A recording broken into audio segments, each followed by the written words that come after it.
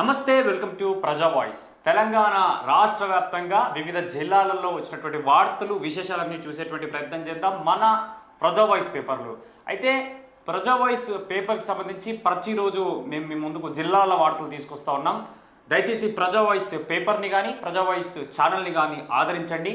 దయచేసి లైక్ చేయండి, షేర్ చేయండి, సబ్స్క్రైబ్ చేయండి. ఇక వార్తలకు వెళ్ళేటువంటి ప్రయత్నం చేద్దాం. ప్రజా వాయిస్కి సంబంధించినటువంటి పేపర్ మనకు www.prajavoice.in అనేటువంటి వెబ్సైట్లో గూగుల్లో మీకు అందుబాటులో ఉంటుంది.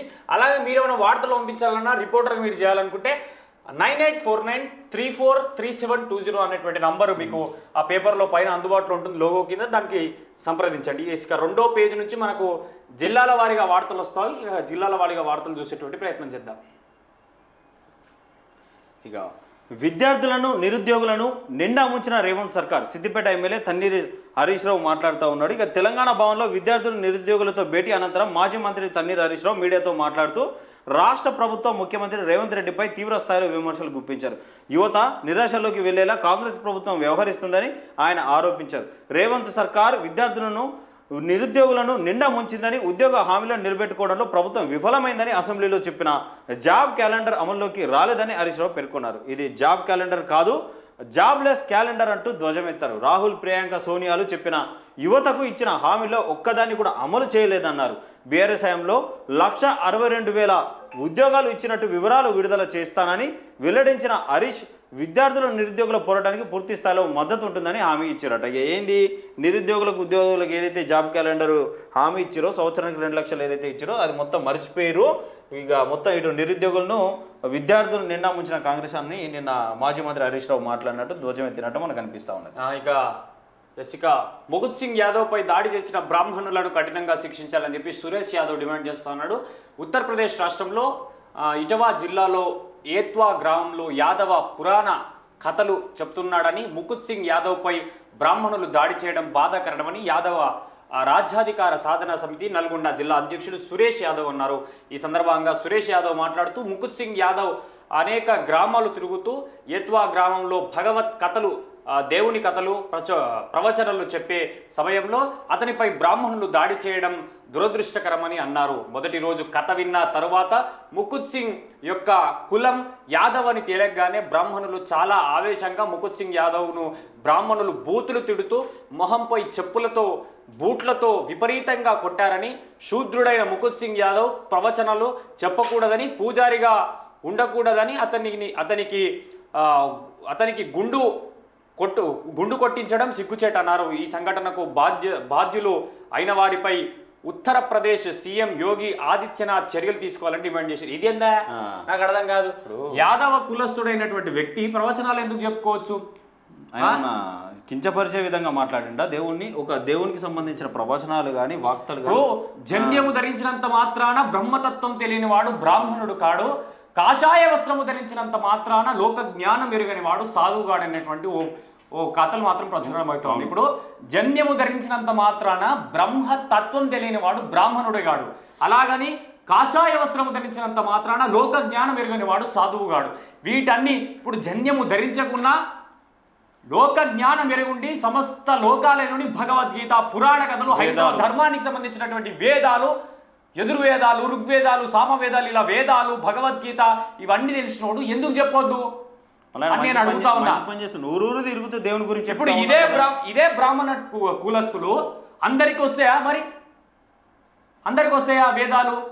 ఎవరికి రావు, వచ్చేటోళ్ళకే వస్తాయి. వాళ్ళు అట్లా చెప్తారా? ఊరూరు తిరిగి ప్రవచనాలు చేస్తారా? వాళ్ళు చూసిరా మీరు ఎక్కడ?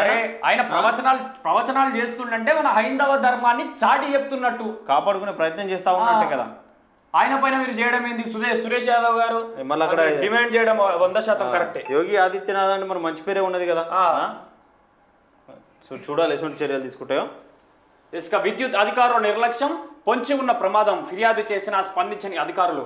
నాగర్ కర్నూలు జిల్లా కేంద్రంలోని housing board BC colony Anjaneya Swamy గుడి సమీపంలో స్తంభం వంగి ఉండడం, చేతికందే ఎత్తులో విద్యుత్ వైర్లు కిందికి వేలాడుతున్న అధికారులు పట్టించుకోకుండా నిర్లక్ష్యంగా వివరిస్తున్నారు. ప్రమాదకరంగా ఉన్న విద్యుత్ వైర్లను మరమ్మతులు చేయాలని వారి దృష్టికి తీసుకెళ్లినా పట్టించుకోవడం లేదని కాలనీ వాసులు ఆరోపిస్తున్నారు. అయితే ఆంజనేయ స్వామి గుడి వద్ద నిత్యం రద్దీగా ఉండే ప్రదేశం కావడం, విద్యుత్ వైర్లు కిందికి వేలాడడం పెద్ద ప్రమాదమే పొంచి ఉంది. గాలులు గాలులు ఇచ్చినప్పుడు 2 వైర్లు ఒకదానికొకటి తగులుకొని షార్ట్ సర్క్యూట్ సంభవించేటువంటి అవకాశాలు కూడా ఉంటాయంట. తరచూ వైర్లు తెగపడుతున్నాయని, విద్యుత్లో అంతరాయం కలుగొద్దని చెప్పేసి విద్యుత్లో అంతరాయం కలుగుతుందని చెప్తున్నారు. అయితే ఇతర ఎత్తైన వాహనాలు కాలనీలోకి రావాలంటే ప్రమాదమేనని అన్నారు. విద్యుత్ అధికారులు స్పందించి త్వరగా మరమ్మతులు చేపట్టాలని చెప్పేసి కాలనీవాసులు చెప్తున్నారు. అరే అమ్మ, చేతికందే ఎత్తులున్నాయంట వైర్లు. ఏడా? నాగర్ కర్నూల్ చేతికందే ఎత్తుల నాగర్ కర్నూల్ జిల్లా కేంద్రంలోని హౌసింగ్ బోర్డు కాలనీలో చేతికంద ఏం చేస్తున్నాయా విద్యుత్ అధికారులు? ఈ అధికారులకు ఫిర్యాదు ఇచ్చినప్పుడు స్పందించరు. ఏదన్నా జరుగుతుంది కదా, ఏదైనా ప్రమాదం జరిగినప్పుడు అప్పుడు స్పందిస్తారు. ఇప్పుడు పెద్ద వాహనాలు వచ్చినప్పుడు కనిపించాయి. ఇప్పుడు గ్లాస్ ఉండడం వల్ల వాహనాలు వచ్చినప్పుడు వాటికి వాహనాలు మొత్తం కాలిపోయి బూడిదైపోయినప్పుడు మీరు ప్రాణ నష్టం జరిగినప్పుడు, ఏదైనా ప్రాణ నష్టం జరిగినప్పుడు మీరు కళ్ళు తెరుస్తారా? ఏందండి ఇది? విద్యుత్ అధికారులు నాగర్ కర్నూలు సంబంధించి స్పందించండి. నాగర్ కర్నూలు జిల్లాల మరీ చేతికందే ఎత్తులా అంటే దయచేసి స్పందించి అదేందో వైర్లు తీపియండి. ముందే వర్షాకాలం ఎదురుగాలులు ఇస్తా ఉంటాయి. వైర్లు దాక్కొని షార్ట్ సర్క్యూట్ అయ్యేటువంటి అవకాశాలు కూడా కనిపిస్తాయి. పక్కనే ఉన్న ఒకవేళ ఏదైనా చెట్టు కొమ్మ విరిగి ఆ వైర్ల మీద పడ్డా వైర్లు తెగిపోయి కింద పడి పుష్కనే ఏదైనా చిన్నపిల్లల బస్కో ఎన్ని ప్రమాదాలు. ఇక ఆర్టీసీ బస్సు ఢీకొని వ్యక్తి మృతి అట. ఆర్టీసీ బస్సు బైకు ఢీకొని వ్యక్తి మృతి చెందిన ఘటన నల్గొండ జిల్లా పెద్దౌర మండల పరిధిలో చోటు చేసుకుంది. వివరాలకు వెళితే పెద్దౌర ఎస్ఐ ప్రసాద్ తెలిపిన వివరాల ప్రకారం శనివారం మధ్యాహ్నం 12:20 పెద్దౌర మండలం నాయనవాని కుంట గ్రామానికి చెందిన మేఘల శంకర్ అతను విద్యాసాగర్ వైన్ షాప్ నుంచి నాయనవాని కుంట గ్రామానికి తన ద్విచక్ర వాహనంపై వెళ్తూ ఉండగా రోడ్డు దాటుతుండగా అదే సమయంలో నాగార్జున సాగర్ నుంచి పెద్దౌర వెళ్తున్న RTC bus number TS 06 E3781 ఢీకొట్టగా మృతుడు శంకర్ తలకు శరీర భాగం తీవ్ర గాయాలు అక్కడికక్కడే మరణించినట. అయ్యో పాపం. ఇక పోస్ట్ మార్టం నిమిత్తం ఇక హాస్పిటల్కి పంపించారట. అయ్యో. ఇక మునుగోడు నియోజకవర్గంలో కోమటిరెడ్డి పర్యటన. దామెర గ్రామాన్ని ఆదర్శ గ్రామంగా తీర్చిదిద్దాలని అధికారుల ఆదేశం. అర్హులైన ప్రతి ఒక్క లబ్ధిదారునికి ఇల్లు ఇప్పించే బాధ్యత నాదే అని చెప్పేసి కోమటిరెడ్డి రాజగోపాల్ రెడ్డి చెప్తా ఉన్నాడు. తెలంగాణ రాష్ట్ర చరిత్రలో ఎక్కడా లేని విధంగా బెల్ట్ షాపులను మూసివేయించి ఆదర్శంగా నిలిచిన మునుగోడు శాసనసభ్యులు కోమటిరెడ్డి రాజగోపాల్ రెడ్డి ఈసారి సరికొత్త ప్రణాళికతో కోమటిరెడ్డి రాజగోపాల్ రెడ్డి ముందుకు వెళ్తూ ఉన్నారు. క్షేత్రస్థాయిలో ప్రజలు ఎదుర్కొంటున్న సమస్యలను స్వయంగా తెలుసుకోవడానికి రోజుకు గ్రామం చొప్పున మునుగోడు ఎమ్మెల్యే కోమటిరెడ్డి రాజగోపాల్ రెడ్డి పర్యటిస్తున్నారట. మంచి విషయమే. దేశంలోనే తెలంగాణ చరిత్రలోనే ఎక్కడ లేని విధంగా బెల్ట్ షాపులను ఊసివేయించిండట. మరి అది ఎంతవరకు వాస్తవమో క్షేత్రస్థాయి బెల్ట్ షాప్ లేని ఊరే లేదు. ఫస్ట్ ఊరు 2-3 ఉన్నాయి. ఇంకా ఒక్క ఊర్లో 2-3 ఉన్న దాఖలాలు ఉన్నాయి. ఊరే లేదు, అలాంటిది లేని ఉన్నాయని చెప్పేసి చెప్తా ఉన్నారు. సరే, ఉంటే గ్రేటే, మంచిదే. మంచి విషయం. ఇక నల్గొండ జిల్లాలో దారుణం. అత్తనే కడ తెరిచిన కోడలు చికిత్స పొందుతూ వృద్ధురాలు మృతి అట. కుటుంబ తగాదాల కారణంగా కోడలు అత్తపై కర్రతో దాడి చేయడంతో గాయాల పాలై చికిత్స పొందుతూ అత్త మృతి చెందిన సంఘటన నల్గొండ జిల్లా వేములపల్లి మండలం సల్కునూరు గ్రామంలో శనివారం చోటు చేసుకుంది. ఎస్ఐ వెంకటేశ్వర్లు స్థానికులు తెలిపిన వివరాల ప్రకారం గ్రామానికి చెందిన గుర్ర మంజమ్మ 72 సంవత్సరాలట. ఈ నెల 25న పెద్ద కొడుకులైన పార్వతమ్మతో ఇంటి విషయమై ఘర్షణ జరిగిందన్నారు. ఈ ఘర్షణలో పార్వతమ్మ తన అత్త అంజమ్మతో కర్రతో దాడి చేసింది. దీంతో అంజమ్మ తలకు తీవ్ర గాయాలు కావడంతో కుటుంబ సభ్యులు చికిత్స నిమిత్తం మిర్యాలగూడ ఏరియా ఆసుపత్రికి తరలించగా అక్కడే పరీక్షలు విధించి మెరుగైన చికిత్స కోసం నల్గొండకు తరలించాలని సూచించడంతో కుటుంబ సభ్యులు నల్గొండలను ఓ ఆసుపత్రికి తరలించారు. ఆసుపత్రిలో చికిత్స పొందుతున్న అంజమ్మ శనివారం మృతి చెందిందట.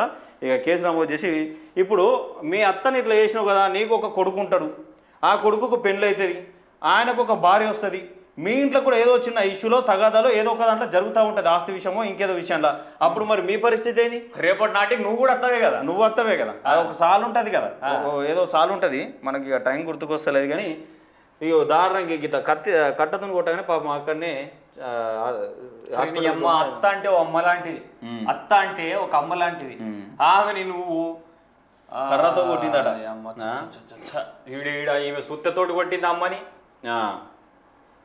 తహసీల్దార్ కార్యాలయంలో కంపు కొడుతున్న డ్రైనేజీ పట్టనట్టు వివరిస్తున్న అధికారులు. మరి ఎందుకు చూసుకుంటారు దాన్ని? పట్టనట్టే వివరిస్తారు. నాగర్ కర్నూలులో పంచాయతీ. నాగర్ కర్నూలు జిల్లా బిజినపల్లి మండలం తహసీల్దార్ కార్యాలయంలో గత వారం రోజులుగా దుర్వాసన వెదజల్లుతూ ఉందని కార్యాలయంలోకి వచ్చే ప్రజలు ఆగ్రహం వ్యక్తం చేస్తున్నారు.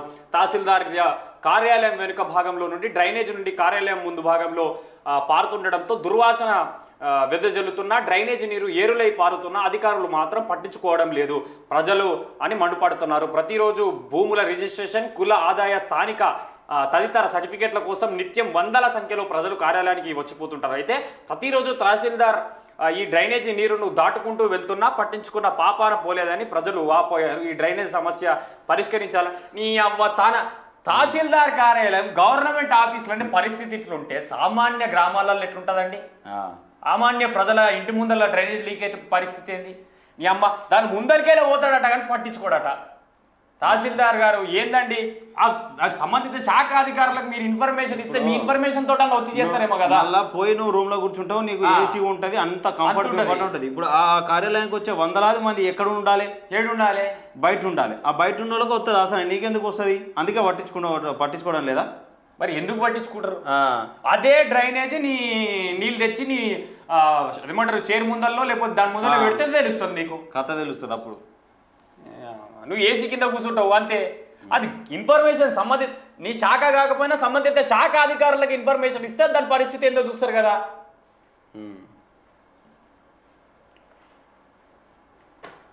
ఇక నేను దేనికి భయపడా, ఇది కొండా మురళిది ఫస్ట్ పేజీలో అది ఇక్కడికి వచ్చినట్టున్నది. సో ఆల్రెడీ మనం అది డిస్ట్రిక్ట్ స్టేట్ ప్రాపర్లో అయినాం.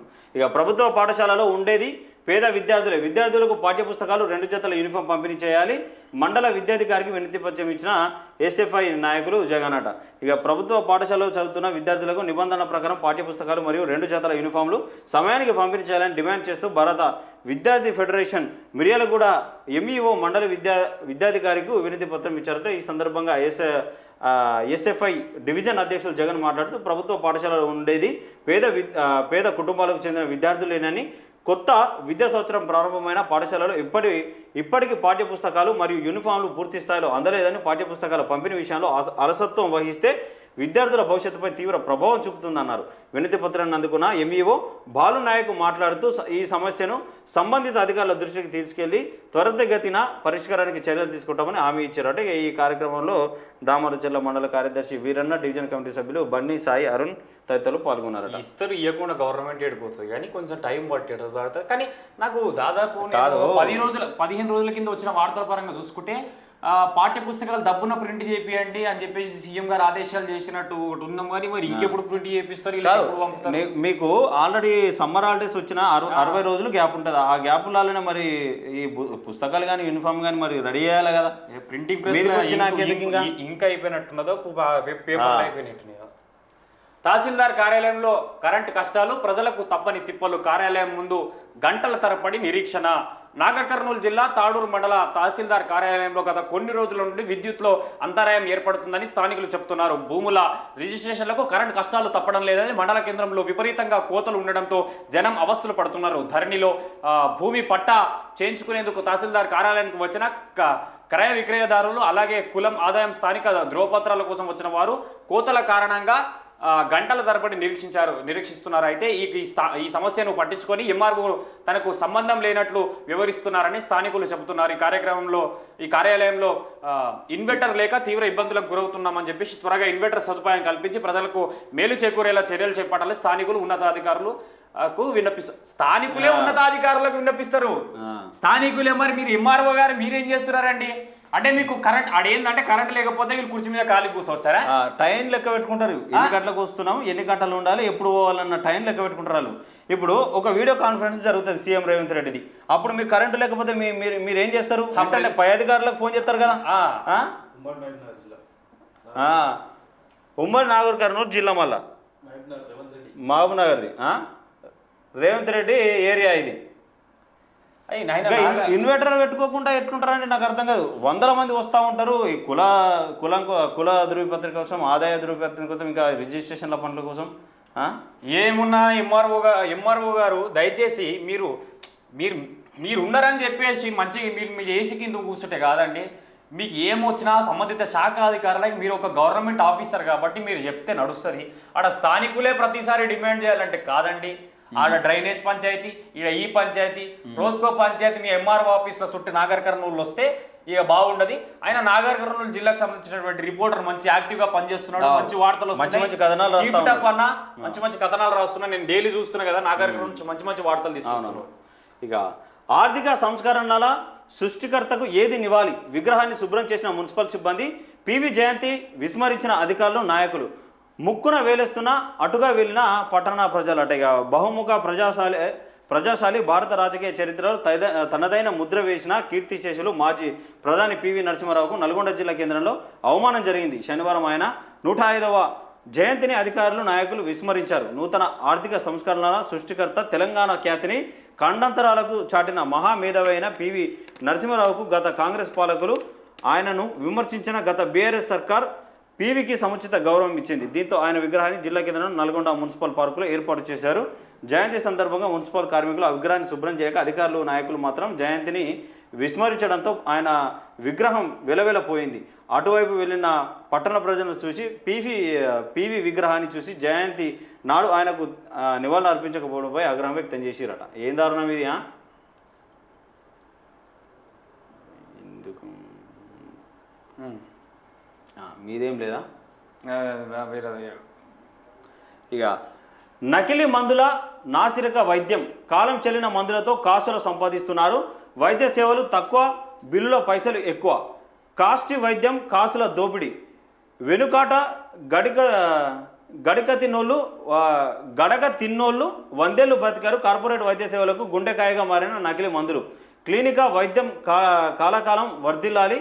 నకిలీ మందుల తయారీ కంపెనీలపై కఠిన చర్యలు తీసుకోవాలి. ప్రజల ప్రాణాలతో చిలగాటలాడుతున్న నకిలీ మందుల తయారీదారులు, ప్రభుత్వ వైద్య శాఖలో నకిలీ మందుల పంపిణీ జోరుగా సాగుతుంది. ఆరోగ్యశ్రీ సేవలు అంతంత మాత్రమే, ప్రజల ప్రాణాలకు రక్షణ లేదు. డ్రగ్స్ తయారీలాగా నకిలీ మందుల తయారీ కొనసాగుతుందని, సో ప్రజా వైద్యమే ప్రజా పాలనని మనకు కనిపిస్తూ ఉన్నది.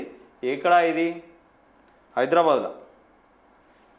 ఇక నకిలీ మందుల వ్యాపకం, ప్రజల ప్రాణాలతో చిలగాటలాడుతున్నారని తెలంగాణ రాష్ట్ర వ్యాప్తంగా మాదక ద్రవ్యాల వ్యాపారంలాగా నకిలీ మందుల పంపిణీ వ్యాపారం కొనసాగుతుందని, దానిపై రాష్ట్ర ప్రభుత్వం ప్రత్యేక దృష్టి పెట్టి కట్టడి చేయాలన్నారు. రాష్ట్రంలో ప్రభుత్వ మెడికల్ క్యాంపు కార్యక్రమాలు తగ్గిపోవడం వల్ల గ్రామాన సామాన్య ప్రజలు విష జ్వరాల బారిన పడుతున్నారు. కరోనా మనుషుల ప్రాణాలను బలికొన్నదని, దాని నుండి తెలంగాణ ప్రజలు ఇంకా కోలుకోలేకపోతున్నారని, నకిలీ మందుల తయారీ కంపెనీలపై ప్రభుత్వం కఠిన చర్యలు తీసుకోవాలని కోరినారు.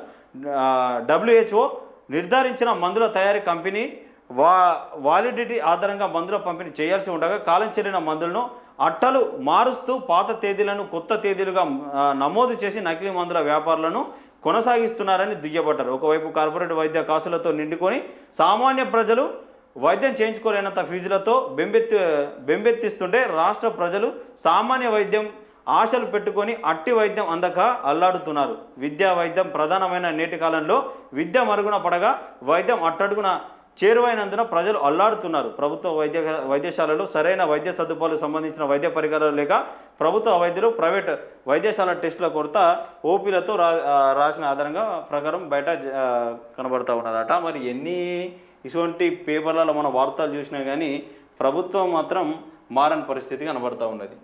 ఆడ నకిలీ మందులు అది ముఖ్యంగా ప్రభుత్వ వైద్య శాఖల్లో నకిలీ మందులు జోరుగా సాగుతున్నాయంట. దానికి సంబంధించి ఆరోగ్యశ్రీ సేవలు కూడా అంతంత మాత్రమే ఉన్నట్టుగా చెప్తా ఉన్నారు. నకిలీ మందులు అంటే ఇప్పుడు 2 రకాలు ఉంటాయి. ఒకటి జనరిక్, ఇంకోటి ఎథికల్ అని చెప్పేసి మందులు ఉంటాయి. దీంట్లో జనరిక్ అంటే దానిపైన ఎంఆర్పి 150 నుంచి 170 వరకు ఒక ప్యాకెట్కి ఎంఆర్పి ఉంటే వాళ్ళకు పడేది ఒక 20 రూపాయలకే ప్యాకెట్ పడుతుంది. ఇక వాడు ఎంతైనా అమ్ముకుంటాడు దాన్ని. అది జనరిక్. ఎథికల్ ఏంటంటే మనకి దాంట్లో 5 రూపాయలు 6 రూపాయలు వెలుగుతాయి. వీళ్ళు ఎక్కువ శాతం ఏం చేస్తున్నారంటే దాదాపు చాలా వరకు మెడికల్ షాపులలో వచ్చినటువంటి ప్రజలకు ఎథికల్ పేరుతో జనరిక్ మందులు అమ్ముతా ఉన్నారు. అంటే ఇక్కడ వైద్యాన్ని దోపిడీ చేస్తూ ఉన్నారు. వైద్య సేవలకు ప్రజలకు బిల్లుల మోత మాత్రం మోగిస్తూ ఉన్నారు. ఇందులో బ్రాండెడ్ హాస్పిటల్స్ ముఖ్యంగా వివరిస్తూ ఉన్నాయి. బ్రాండెడ్ హాస్పిటల్స్లో మొత్తం కూడా జనరిక్ గోళీలే, వాడు ప్రిస్క్రిప్షన్ రాసేయాలి, వాని కింద ఉన్నటువంటి మెడికల్ షాప్కి పోవాలి, వాడు జనరిక్ మందులు ఇవ్వాలి. డైలీ ఇదే పంచాయతీ అవుతుంది. దాదాపు బిల్లుల మోత వాడికి వచ్చేది 20 రూపాయలకు, వీడు అమ్మేది 100 రూపాయలకు. హాస్పిటల్ చూడరు ఎంత కలకలలాడుతూ ఉంటాయి. లైటింగు, పిఓపి, మంచి మంచి కలర్ ఎట్లుంటుంది గిట్లనే. ఇక పర్సంటేజ్లు గిట్లనే నకిలీ మందులు. మరి లైటింగ్ పిఓపి లేకపోతే ప్రభుత్వ హాస్పిటల్ లాకుంటే పోతారా వరల్లా? అదే కదా, మొత్తం దుమ్ము ధూళి ఎక్కడికక్కడ నీళ్లు చెత్తా చెదరం ఉంటే పోతారు హాస్పిటళ్లకు. ఇక చందానగర్ డివిజన్ బీజేపీ కార్యదర్శిగా చువ్వా క్రాంతి కుమార్ షేర్లింగంపల్లి నియోజకవర్గ పరిధిలో చందానగర్ డివిజన్ బీజేపీ కార్యదర్శిగా చువ్వా క్రాంతి కుమార్ నియామకమయ్యారు. ఆయనను పార్టీ డివిజన్ అధ్యక్షులు గొల్లపల్లి శ్రీనివాసరెడ్డి నియమించారు. ఈ మేరకు క్రాంతి కుమార్ పార్టీ రాష్ట్ర నాయకుడు షేర్లింగంపల్లి ఇన్ఛార్జ్ రవికుమార్ యాదవ్ చేతుల మీదుగా నియామక పత్రాన్ని అందుకున్నారు. ఈ సందర్భంగా క్రాంతి కుమార్ మాట్లాడుతూ పార్టీ సిద్ధాంతాలు ఆదర్శాలకు పునరాంకితం అవుతానని, నీతి నిజాయితీ నిబద్ధత క్రమశిక్షణ చిత్తశుద్ధితో పనిచేస్తానని అన్నారు. డివిజన్ పరిధిలోని నాయకులు కార్యకర్తలను సమన్వయంగా చేస్తూ ముందుకు సాగుతానని, డివిజన్ పరిధిలో ప్రజలు ఎదుర్కొంటున్న సమస్యలపైన పోరాటం చేస్తానని అన్నారట. పార్టీ బలోపేతానికి కృషి చేస్తామని చెప్పేసి కూడా పార్టీలో చేయడం జరిగింది. రవికుమార్ బీజేపీకి సంబంధించి షేర్లింగంపల్లి ఇన్ఛార్జ్ ఆయన అది ఇవ్వడం జరిగింది నియామక పత్రం. ఇక పలు అభివృద్ధి పనులను శంకుస్థాపన చేసిన మంత్రి దుద్దిల్ల శ్రీధర్ బాబు మంతనికి సంబంధించి. ఇక నాందేడ్ తిరుపతి మధ్య 16 ప్రత్యేక రైళ్లు. అయితే నిన్న అధిక రద్దీని దృష్టిలో ఉంచుకొని దక్షిణ మధ్య రైల్వే నాందేడ్ తిరుపతి మార్గంలో జూలై 4 నుండి 27 వరకు 16 ప్రత్యేక రైళ్లను నడుపుతున్న ఈ ప్రతి శుక్రవారం, శనివారం, ఆదివారం ఈ ప్రత్యేక రైళ్లు నడుస్తున్నాయి. అయితే నాందేడ్ తిరుపతి ట్రైన్లు ముద్ఖేడ్, బాసర్, నిజామాబాద్, కాచిగూడ, కడప, రాజంపేట్, రేణిగుంట స్టేషన్లో ఆగుతుంది. 2AC, 3AC స్లీపర్ మరియు జనరల్ క్లాస్ కోచ్లు ఏర్పాటు చేశారట. ప్రయాణికులు ముందుగానే టికెట్లు బుక్ చేసుకోవాలని చెప్పేసి రైల్వే అధికారులు చెప్తా ఉన్నారు. ఏమున్నా ఇప్పుడు బస్ ఛార్జీలు కూడా పెరిగిన తర్వాత ప్రజలకు అందుబాటులో ఉంది ఒక రైల్వే ఒకటి. అవును, కానీ దాంట్లో కొంచెం ఈ జనరల్ కూడా పెంచాలి కొన్ని. అవును, జనరల్కి ఇబ్బంది అవుతుంది, జనరల్ కూడా కొన్ని పెంచాలి ప్రతి రైల్వేస్లో. ఆషాఢ ఏకాదశి ప్రత్యేక రైలు. అవును, ఆషాఢ ఏకాదశి ఉత్సవాలను పురస్కరించుకొని ప్రయాణికుల సౌకర్యాల నిమిత్తం దక్షిణ మధ్య రైల్వే 6 ప్రత్యేక రైళ్లను నడుపుతుంది. ఈ ప్రత్యేక రైళ్లు జూలై 5, 6 తేదీల్లో నాగర్సోల్, మిరాజ్, ఆఖోలా, ఆదిలాబాద్, పండరాపూర్ మార్గాల్లో నడుపుతున్నాయి. అయితే రైళ్లు పలు ప్రధాన స్టేషన్లో స్టాపులు ఉన్నాయి. ప్రయాణికులు ముందుగా టికెట్లు బుక్ చేసుకొని ప్రయాణాన్ని ఆషాఢ ఏకాదశికి ప్రత్యేక రైలు వేసిరట. ఇక వాడ బలిజాలకు మత్స్య సహకార సభ్యత్వాలను వెంటనే ఇవ్వాలి. ఏజెన్సీ ప్రాంతంలో ఉన్న బలిజాలకు చెరువులపై పూర్తి హక్కులు కల్పించాలి. తెలంగాణ రాష్ట్ర వాడ బలిజ సేవా సంఘం అధ్యక్షుడు డర్ర దామోదరు వినతి పత్రం అందజేశారట. ఇక తెలంగాణ రాష్ట్ర వాడ బలిజ సేవా సంఘం అధ్యక్షుడు డర్ర దామోదర్ ఆధ్వర్యంలో హైదరాబాద్లోని తెలంగాణ రాష్ట్ర మత్స్య సహకార సంఘాల సమైక్య చైర్మన్ మెట్టు సాయికుమార్ను మర్యాదపూర్వకంగా కలిసి వినతి పత్రం అందజేశారు. ఈ సందర్భంగా వాడ బలిజ సేవా సంఘం రాష్ట్ర అధికార ప్రతినిధి తోట మల్లికార్జునరావు, రాష్ట్ర ఉపాధ్యక్షులు గగ్గూరి రమణయ్య మాట్లాడుతూ తెలంగాణ రాష్ట్రంలో గోదావరి పరివాహక ప్రాంతమంతటా లక్షలాది జనాభాగా నివసిస్తున్న బలిజాలకు ప్రభుత్వం అందిస్తున్నటువంటి సంక్షేమ పథకాలు అందకపోవడం దురదృష్టకరమని ఆవేదన వ్యక్తం చేశారు. ముఖ్యంగా ఈ ప్రాంతాల్లో ప్రభుత్వం ప్రత్యేకంగా చేపడుతున్నటువంటి చెరువుల్లో, కుంటల్లో, ప్రాజెక్టులలో వేసే చేప పిల్లల పెంపకం, చేపల వేటపై సాంప్రదాయ మత్స్యకారులమైన మాకు సర్వ హక్కులు కల్పించాలని కోరారట. ఏంది వీళ్ళకు కూడా హక్కులు కల్పించాలి ఈ చేపల పట్టుకునే విషయంలో కానీ వేటాడే విషయంలో అని చెప్పేసి వినతి పత్రం అందజేసిరట మెట్టు సాయికుమార్. పివి ఆలోచనలే భారత ఆర్థిక ప్రగతికి మార్గదర్శకం. అదే పివి నరసింహారావు 104వ జయంతి. ఉప ముఖ్యమంత్రి భట్టి, మంత్రి పొన్నం నిన్న ఖైరతాబాద్ నక్లెస్ రోడ్డు వద్ద ఆయన ఫోటోకు నివాళులర్పించారు. ఇక జీడిమెట్లలో పార్కును కాపాడిన హైడ్రానట. ఫిర్యాదు చేసిన 3 గంటల్లోనే హైడ్రా పరిష్కారం చూపింది. కుబ్దుల్లాపూర్ మున్సిపాలిటీలోని జీడిమెట్ల గ్రామం సర్వే నెంబర్ 218, 214లో ఉన్న రుక్మిణి ఎస్టేట్స్కు చెందిన పార్కును కాపాడింది. 1200 గజాల పార్కు ఉంటే తప్పుడు పత్రాలతో సగానికి పైగా కబ్జా చేశారు. ఈ కబ్జాను తొలగించాలని కుత్బుల్లాపూర్ మున్సిపల్ సర్కిల్ కార్యాలయం ముందు Rukmini estates residential owners association ఆధ్వర్యంలో శుక్రవారం ఆందోళన చేశారు. అటు నుంచి నేరుగా హైడ్రా కార్యాలయానికి వచ్చి హైడ్రా కమిషనర్ ఏవి రంగనాథన్ కలిసి ఫిర్యాదు చేశారు. వెంటనే జోనల్ కమిషనర్ అపూర్వ చౌహాన్కి ఫోన్ చేసి అక్రమాలు తొలగించాలని హైడ్రా కమిషనర్ సూచించారు. మధ్యాహ్నం ఫిర్యాదు అందగా సాయంత్రానికే మున్సిపల్ సిబ్బందితో కలిసి హైడ్రా రంగంలోకి దిగి అక్రమాలను తొలగించింది. ఆ వెంటనే పార్కు ప్రహారీ నిర్మించింది. 3 గంటల్లోనే సమస్య పరిష్కారం అవడంతో వారి ఆనందానికి అవధులు లేవట. వీరు కంప్లీట్ చేయగానే 3 గంటలనే వచ్చి పరిష్కారం చూపిస్తున్నారు. Heads of. అన్నపూర్ణ పేరు మార్పును ఖండించిన మాజీ మంత్రి తలసాని జిహెచ్ఎంసీ కౌన్సిల్ ఆమోదం లేని నిర్ణయం లేదట. మాజీ మంత్రి తలసాని శ్రీనివాస్ యాదవ్ కాంగ్రెస్ ప్రభుత్వంపై తీవ్ర స్థాయిలో విమర్శలు చేశారు.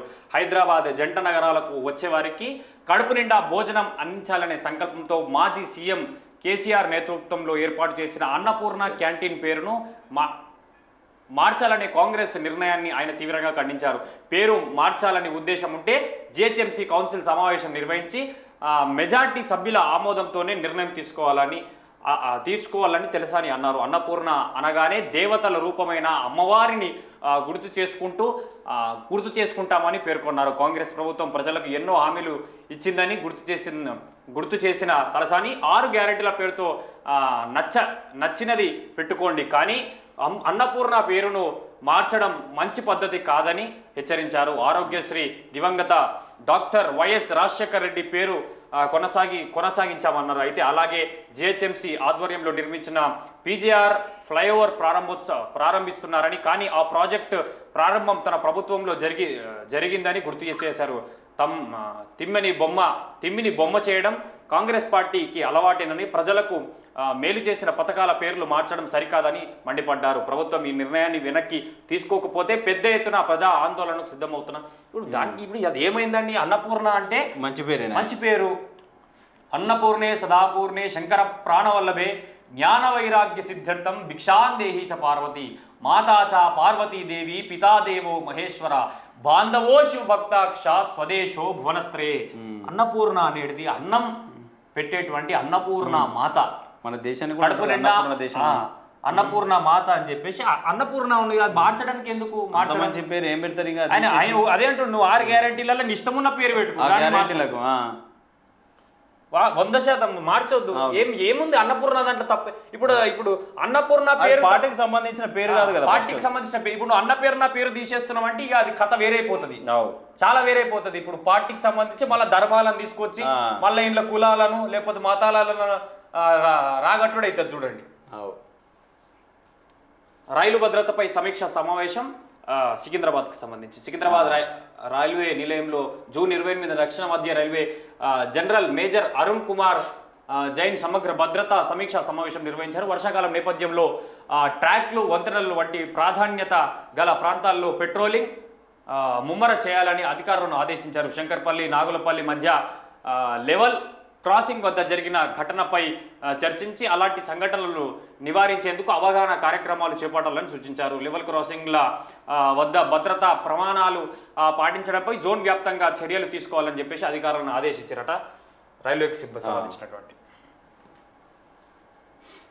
ఇక పివి నరసింహారావు విగ్రహానికి నివాళులర్పించిన ఎమ్మెల్యే సబితా ఇంద్రారెడ్డి. ఇక తెలుగు జాతి గర్వకారణమైన స్వర్గీయ మాజీ ప్రధాని పివి నరసింహారావు గారి జయంతి సందర్భంగా మహేశ్వరం నియోజకవర్గంలోని ఆర్కేపురం డివిజన్ అల్కాపురిలో ఏర్పాటు చేసిన కార్యక్రమంలో మహేశ్వరం ఎమ్మెల్యే సబితా ఇంద్రారెడ్డి పాల్గొన్నారు. ఈ సందర్భంగా పివి నరసింహారావు విగ్రహానికి పూలమాల వేసి ఘన నివాళులు అర్పించారు. దేశ రాజకీయాల్లో ఆయన చూపించిన దూరదృష్టి సాహసోపేతమైన ఆర్థిక సంస్కరణను స్మరించుకున్నారు. తెలుగు ప్రజలందరికీ గర్వకారణమైన నేత అని సబితా ఇంద్రారెడ్డి గుర్తు చేశారు. ఈ కార్యక్రమం ఆర్కేపురం డివిజన్కు చెందిన పలువురు ప్రతినిధులు పాల్గొన్నారట. ఈ కార్యక్రమంలో నిన్న జయంతి సందర్భంగా ఇక నివాళులు అర్పించారు. ఇక జర్నలిస్టుల పరిస్థితిపై కార్యాచరణ చేపట్టాలి. WJU రాష్ట్ర ఉపాధ్యక్షులు తాడూరి కరుణాకర్ చెప్తా ఉన్నారు. 15 రోజుల్లో 4 జర్నలిస్టుల మృతి చెందడం బాధాకరం. ఏమైంది? రాష్ట్ర వ్యాప్తంగా జర్నలిస్టుల పరిస్థితులు చాలా ఆవేదనకరంగా ఉన్నాయని వర్కింగ్ జర్నలిస్ట్ ఆఫ్ ఇండియా రాష్ట్ర ఉపాధ్యక్షులు తాడూరి కరుణాకర్ వాపోయారు. గడిచిన 15 రోజుల్లోనే 4 జర్నలిస్టులు మృత్యువాత పడడం ఆవేదనకరమని కూడా ఆయన చెప్పారు. Working journalists of India Mancherial జిల్లా నూతన కార్యవర్గ ఏర్పాటులో భాగంగా శనివారం ఆయన జిల్లా కేంద్రానికి వచ్చారు. స్థానిక C4 ఛానల్ కార్యాలయ ఆవరణలో ఏర్పాటు చేసిన కార్యక్రమంలో కరుణాకర్ మాట్లాడారు. పత్రికా మీడియా ఛానల్స్ యాజమాన్యాల లక్ష్యాలు వేధింపులకు తాళలేక మానసిక ఒత్తిళ్లకు లోనై జర్నలిస్టుల మృత్యువాత పడుతున్నారని ఆయన ఆవేదన వ్యక్తం చేశారు. ఈ నేపథ్యంలో జర్నలిస్టుల ఆత్మహత్యలపై స్పందించి ప్రత్యేక కార్యాచరణ చేపట్టాల్సిన ఆవశ్యకత ఎంతైనా ఉందని ఆయన అభిప్రాయపడ్డారు. ఇక మంచిర్యాల జిల్లా నూతన కార్యవర్గ విషయానికి వస్తే జిల్లా కమిటీలు దాదాపు అన్ని మండలాలకు ప్రాతినిధ్యం తగ్గేలా చూస్తున్నామనే స్పష్టమైన హామీ ఇచ్చారు. అయితే ఏమైనా మార్పులు చేర్పులు ఉంటే 2-3 రోజుల్లో స్పష్టమైన నిర్ణయం తీసుకొని అధికారికంగా జిల్లా కార్యవర్గాన్ని ప్రకటిస్తామని చెప్పేసి కూడా కరుణాకర్ వెల్లడించారట. ఇక దేశ ప్రయోజనాలను అమెరికాకు తాకట్టు పెట్టుతున్న నరేంద్ర మోదీ ఏఐవైఎఫ్ జిల్లా అధ్యక్షులు ఆంజనేయులు అంటూ ఉన్నారు. ఇక భారతదేశ ప్రయోజనాలను అమెరికాకు తాకట్టు పెడుతున్నారని, నరేంద్ర మోదీ విధానాలపై ఉద్యమించాలని, భారతీయులపై అమెరికా దుర్మార్గపు చర్యలను ఆపాలని డిమాండ్ చేస్తూ అఖిల భారత యువజన సమైక్య నాగర్ కర్నూలు జిల్లా సమితి ఆధ్వర్యంలో జూలై 2న చలో అమెరికా రాయబార కార్యాలయం ముట్టడి కార్యక్రమానికి పిలుపునిస్తున్నట్లు జిల్లా అధ్యక్షులు ఆంజనేయులు తెలిపారు. ఈ ముట్టడి కార్యక్రమానికి సంబంధించిన గోడ పత్రికను నాగర్ కర్నూలు జిల్లా కేంద్రంలోని బాబాసాహెబ్ అంబేద్కర్ విగ్రహం ముందు విడుదల చేశారు. ఈ సందర్భంగా ఆయన మాట్లాడుతూ నరేంద్ర మోదీ విధానాలు దేశానికి ప్రమాదకరమని, దేశాన్ని పురోగమన దిశలోకి తీసుకెళ్లే విధానాలు అనుసరిస్తూ అమెరికా అధ్యక్షుడు ట్రంప్కు ఒత్తాసు పలుకుతూ దేశ సార్వభౌమత్వాన్ని, ప్రతిష్టను నష్టపరిచే చర్యలను దేశ పౌరులు తిప్పికొట్టాలని వారు అన్నారు. అమెరికా అధ్యక్షుడు ట్రంప్ ఇటీవల భారత్ పాక్ యుద్ధాన్ని తానే ఆపానని చెప్పడం చూస్తే మన దేశ ప్రతిష్టను మోదీ తాకట్టు పెట్టడానికి ప్రత్యేక నిదర్శనం అన్నారు. ఏమంటా ఉన్నారు వాళ్ళు, ఇక దేశ ప్రయోజనాలు అమెరికాకు మోదీ తాకట్టు పెడతా ఉన్నారని చెప్పేసి సో వాళ్ళు చెప్తా ఉన్నారు. ఇక ముట్టడికి పిలుపునిచ్చారట. సో చూడాలి.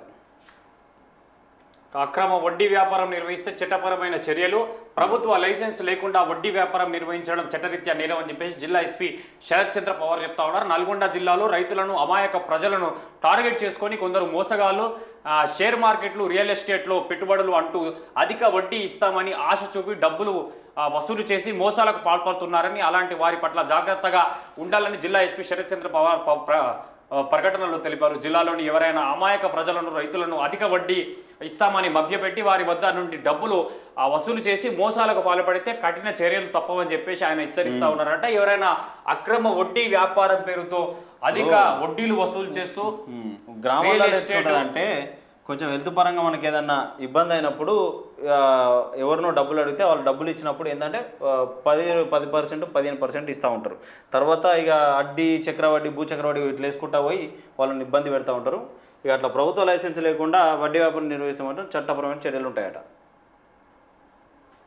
ఇక శ్రీ అరుణ ఆప్టికల్స్ ఆధ్వర్యంలో విద్యార్థులకు ఉచిత కంటి పరీక్షలు జూన్ 28 నుండి సెప్టెంబర్ 28 వరకు నిర్వహణ ఉంటుందట. ఇక విద్యార్థులు ఈ అవకాశాన్ని సద్వినియోగం చేసుకోవాలని సో వాళ్ళు చెప్తా ఉన్నారు. ఇక ప్రతి శని ఆదివారాలలో 5వ తరగతి నుండి మొదలుకొని ఇంటర్ చదివే విద్యార్థులకు ఉచిత కంటి పరీక్షలు నిర్వహించడం జరుగుతుందని శ్రీ అరుణ ఆప్టికల్స్ నిర్వాహకులు శనివారం ప్రకటనలో తెలిపారు. వికారాబాద్ పట్టణంలోని బీజేఆర్ సర్కిల్ సమీపంలోని పాత పోలీస్ స్టేషన్ రోడ్డులో గల శ్రీ అరుణ ఆప్టికల్స్ నందు జూన్ 28 తేదీ నుండి సెప్టెంబర్ 28వ తేదీ వరకు నిష్ణాతులైన వైద్య నిపుణులచే కంప్యూటరైజ్ టెక్నాలజీతో ప్రతిరోజు ఉదయం 10:30 నుండి సాయంత్రం 6:30 వరకు విద్యార్థులకు ఉచిత కంటి పరీక్షలు నిర్వహించడం జరుగుతుందని అన్నారు. తలనొప్పి, మెడనొప్పి, కంటి చూపు సమస్య ఉన్న విద్యార్థులకు రోజుకు 15 మంది చొప్పున ఉచిత కంటి పరీక్షలను నిర్వహిస్తున్నామని విద్యార్థులు ఈ అవకాశాన్ని సద్వినియోగం చేసుకోవాలని కోరారు. మరిన్ని వివరాలకు ఇక ఫోన్ నెంబర్ ఇచ్చారు 9849222943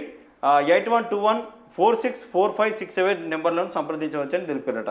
మంచి అవకాశం ఇచ్చారు విద్యార్థులకు. ఎవరైతే 5వ తరగతి నుంచి ఇంటర్ వరకు చదివే పిల్లలు ఉంటారో సో కొంచెం వాళ్ళకి ఇబ్బంది అయితే ఉంటుంది కదా, నైట్లో చదవడం లేకపోతే అదే పనిగా చదివే వాళ్ళు మెడ నొప్పి, కొంచెం కంటి సమస్య ఏదైతే ఉంటుందో వాళ్ళు ఉచితంగా చూసుకోవచ్చట.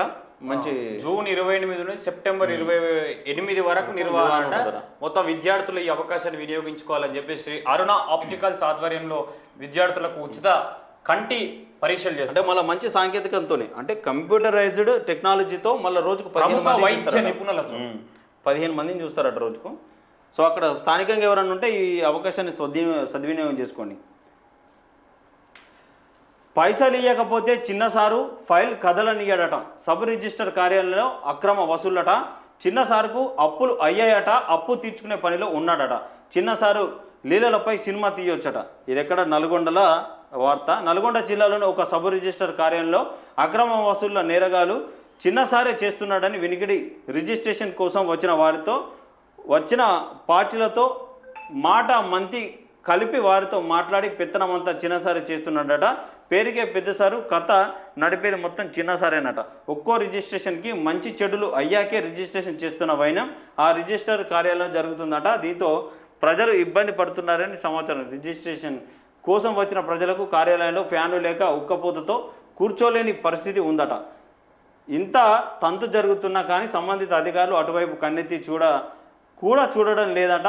ఇక్కడ ఇంకొక విషయం, చిన్నసారు మొత్తం నేనే చూసుకుంటానని అంటున్నారట. ఇదంతా ఎందుకో చేస్తున్నారో అనుకుంటున్నారా? గతంలో చిన్నసారు పనిచేసిన చోట అప్పులు పెరిగాయట. అందుకే సొంత నియోజకవర్గానికి బదిలీ చేయించుకొని తను ఆడిందే ఆట పాడిందే పాటగా వ్యవహరిస్తున్నారట.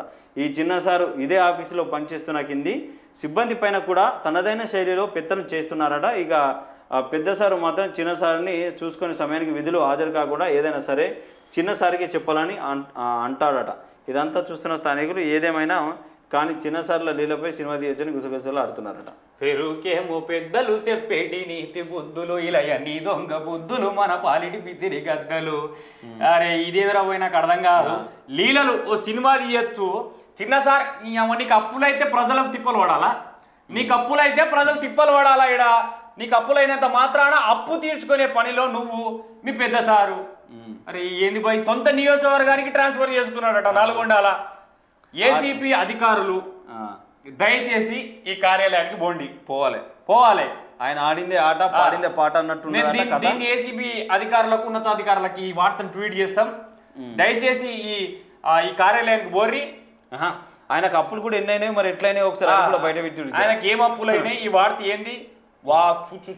ఒక సినిమా తీయచ్చు అధికారి మీద చేసే పనుల మీద అంటే ఇది చిన్న విషయం. మరి నల్గొండ అన్న రిపోర్టర్ అన్న ఈయన పైన స్పెషల్ స్టోరీ రాయన్న. ఇది చిన్న వార్త కాదు, స్పెషల్ స్టోరీ రాయి. వీళ్ళ నంబర్ మనకి లైవ్ లో ఫోన్ చేసి మాట్లాడదాం వీళ్ళతో. ఎవరితో ఈయన కథ మొత్తం మరుస్తుందా? ఆ స్టోరీ చెప్తే అంటే మేము ఏదైనా మరి సినిమా పేర్లు ఎంకుతాం. మేము కూడా సినిమా పేరు మంచి పేర్లు మేము కూడా ఏం ఎవరిది చిన్నసారి లీలనే పెడదాం.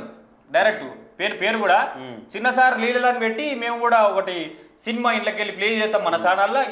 ఈ కథ మొత్తం రేపు ఒక స్పెషల్ స్టోరీ రాసేయి.